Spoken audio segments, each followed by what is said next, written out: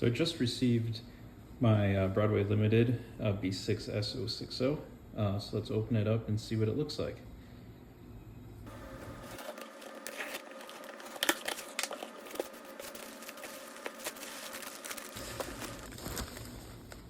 There it is.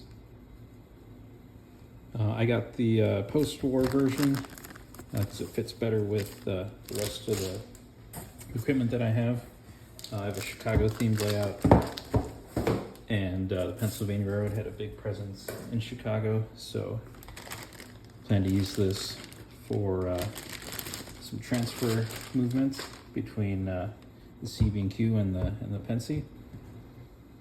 So the box is pretty standard Broadway Limited packaging for Paragon 4. It's a little bit shorter because the switcher is a little bit shorter engine.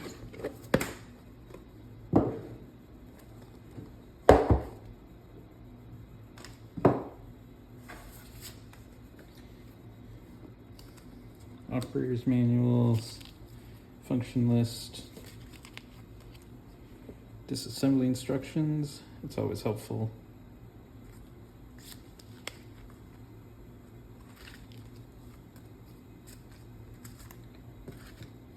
Okay, let's see what it looks like.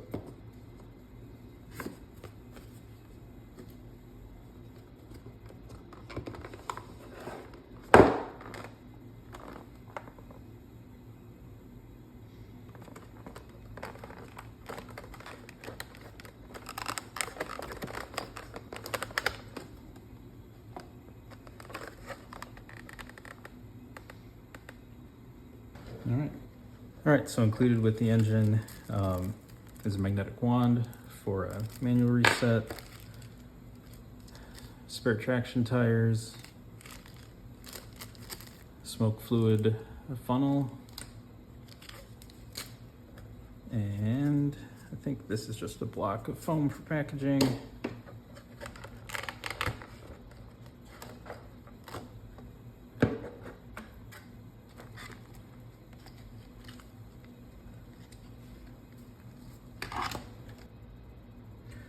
So the engine comes mounted on this plastic base.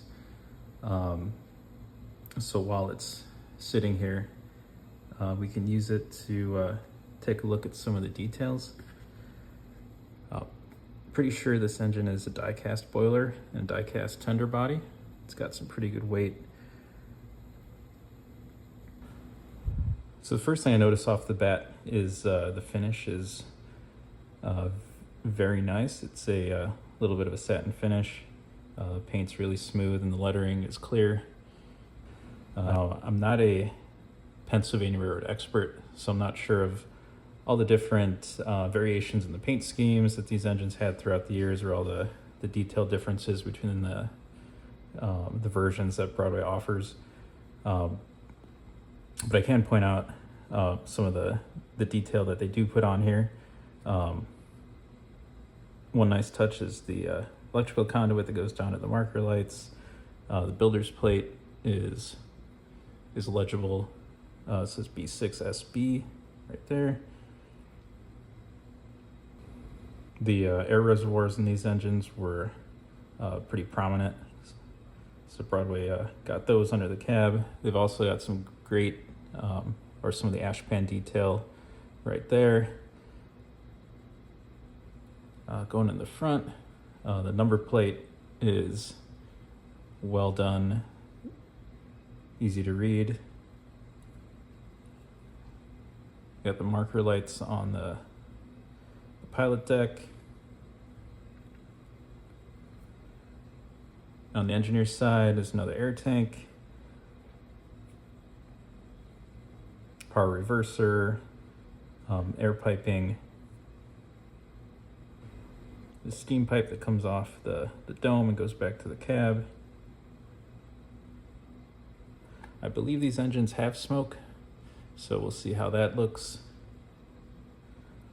The tenders on these are pretty distinctive. They got the slope back tender, so very relatively small coal bunker, and then the steps going down the slope of the back are pretty cool. There's even a truss plate on the back of that tender.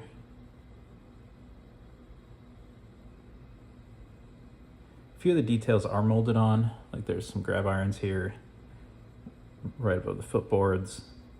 And I noticed some of the conduit piping on the locomotive, like the smoke box, is not separate detail, but it's still pretty crisp and I think it looks fine.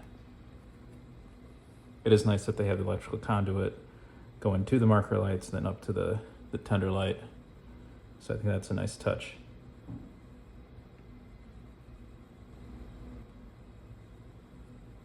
Bell moves.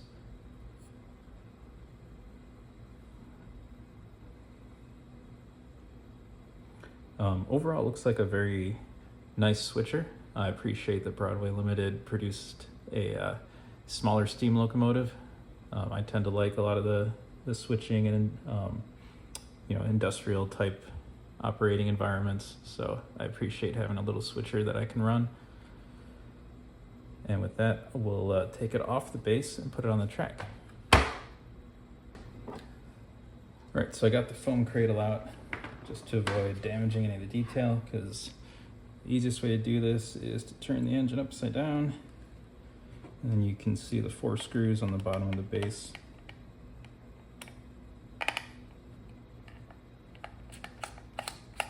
So we'll get those out. And the base should lift off.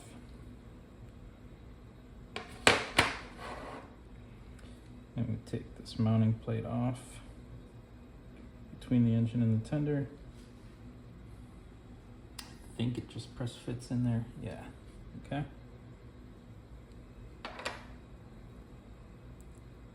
And there's another little mounting plate here under the tender footboards.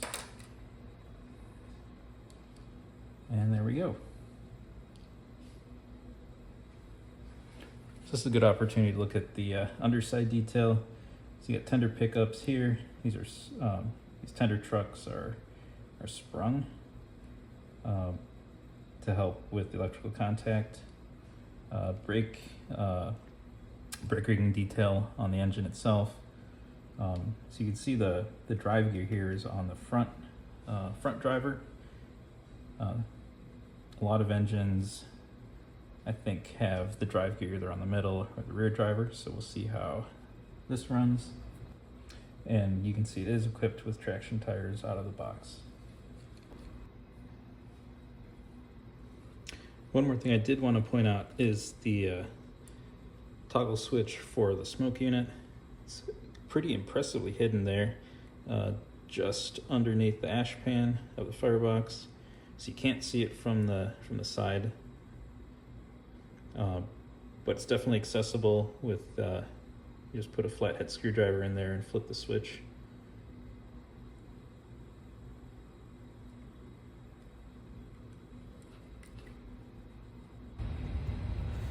So I've got the engine on my layout. This is the first time I powered it up, so all of the settings are factory default, and we'll see how it looks and sounds.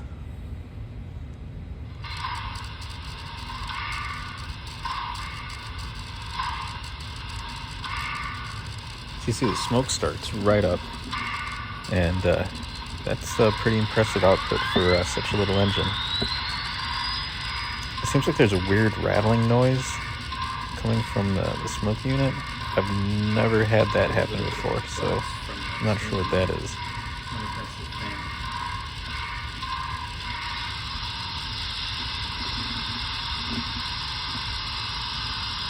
So sounds are nice and loud, probably a little bit too loud at the factory volume. I usually turn this down. Here's the bell. And the whistle.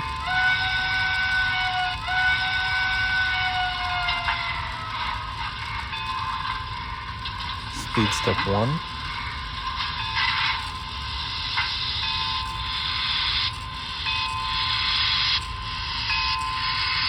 The rattling's definitely coming from the smoke unit, because you can hear it pulse every time the engine chuffs.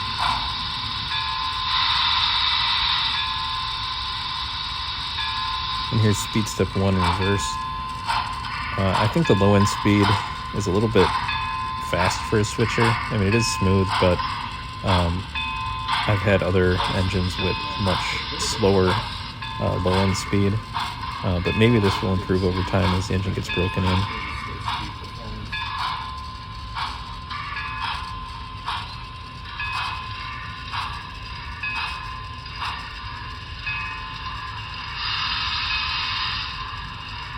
And going forward again, a little bit faster. I'm pretty disappointed with that smoke unit rattle. That it really does detract from the sounds of the engine. And I've never had that happen before in a Broadway engine. So I don't really know what's going on there. It seems like the fan is either hitting something or maybe it's loose on its shaft. But yeah, I'm not sure what to do about that.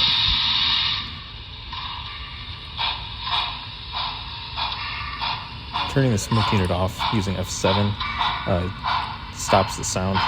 So for now, that's how I'm going to run the engine.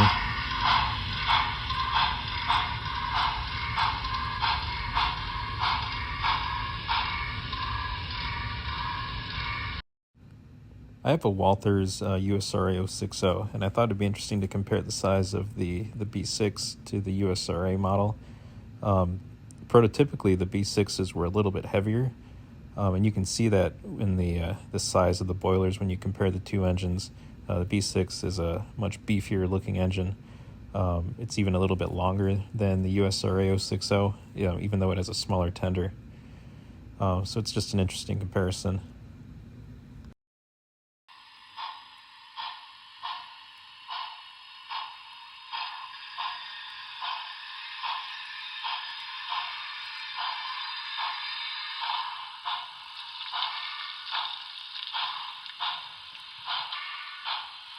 So overall, I think that Broadway's made a great little switcher. It's got great detail, it runs smoothly. The Paragon 4 sounds are maybe not quite industry leading, but they're very good still, and they sound great even coming out of the little tender. I do wish that the slow speed performance was a little bit better, and the smoke unit is definitely a bit suspect. So I'm not sure what's going on there, but it's disappointing to have that kind of quality issue right out of the box. I do want to give an update that after running the engine around the layout for a while, that rattling from the smoke unit stopped. So it looks like it fixed itself. The smoke unit still works, and the fan is obviously still pushing smoke out. So it's weird that it happened, but if it fixes itself, I'm not going to complain.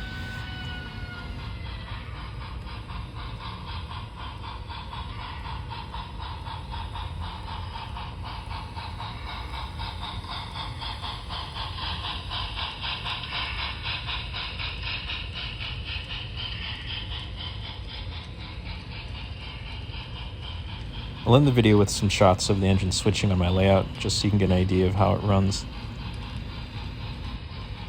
I had no problem with the engine on 18-inch radius curves or number 4 switches. I pulled up to 15 cars behind it without an issue. I didn't actually see what the maximum number was, but I think 15 cars is more than enough to make a pretty impressive train behind such a little engine, and it's more than enough to suit the needs of my layout.